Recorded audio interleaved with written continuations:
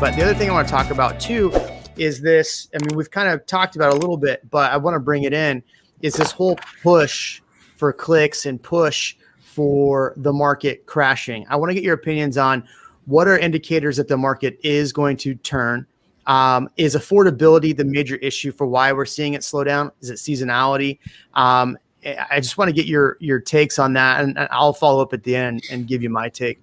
Javier, what's on your mind, man? Oh man, here we go. I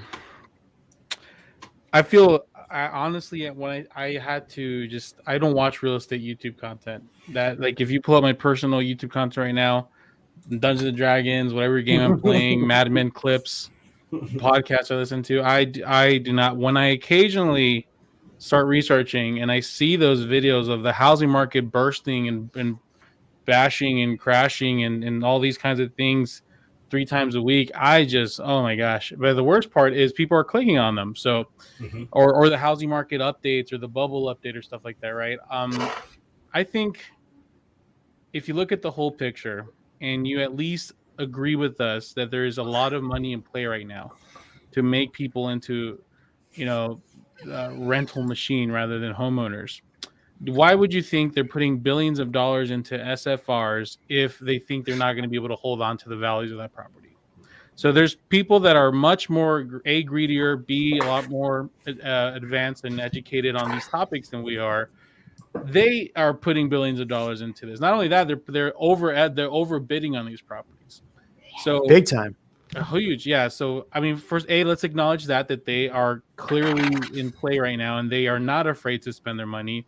And B, people think they're like freaking HETV, like, fixed flippers, and they think they're freaking, I don't know, whatever investor plug in here, because people think that they're gonna just buy a house and sell it 2-3 years later. I keep telling people, and I think I've always said this: do not buy a house unless you're buying long term. And if that's the case, if you're scared about the housing market crash, if you buy a house right now and it loses half of its value in 3 months, who cares?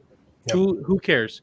You're gonna afford your monthly payment, and you're not going to sell next year. So why does it bother you? As long as you can afford your monthly payment, you're living a comfortable life, and you're in a fixed interest rate, then this idea that the housing market is going to crash, it doesn't apply to you, because you're not an investor. You're not freaking Warren Buffett. You're not going to be selling your house every 3 years and making billions of dollars. You're going to be living in your house for a long term. And guess what? If you decide to rent, your rent's going to go up every year. You're going to be always at the mercy of whatever the landlord wants to charge you. If you own your home, that payment's pretty much staying around the same, and you're going to own your home. And if the value gets lost and it'll eventually go back up, you will be 100% fine. So the housing market, is it going to crash or not? I personally don't think it will. I think that there will be a position where it starts kind of balancing out, and it will not be increasing at 20% per year like it has been. But as long as what will happen is the cash buyers will eventually slow down.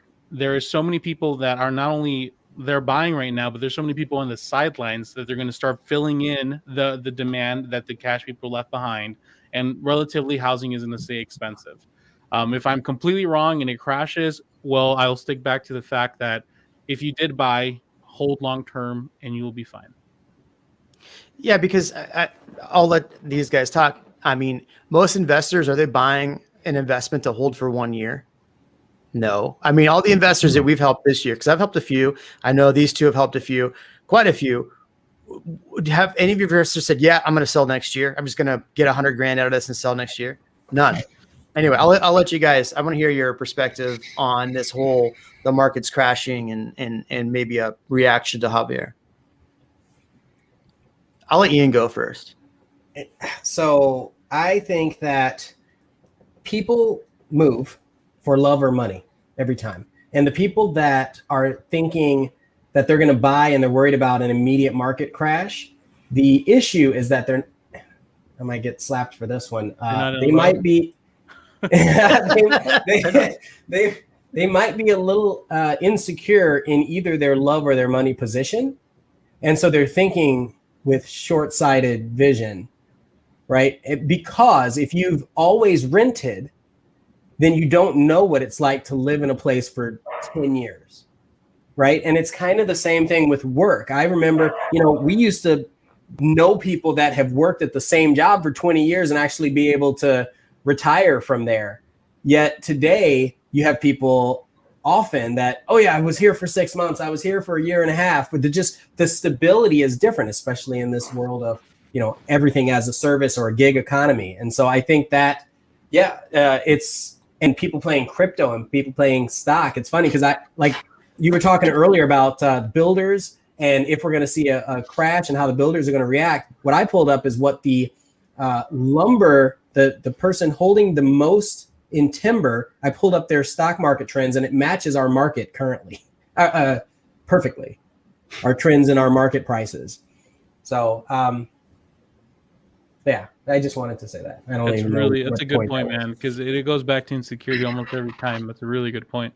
Thanks for watching this short of the Real Migos podcast. For more live streams, hit here. For more clips, hit here. We'll catch you on the next one.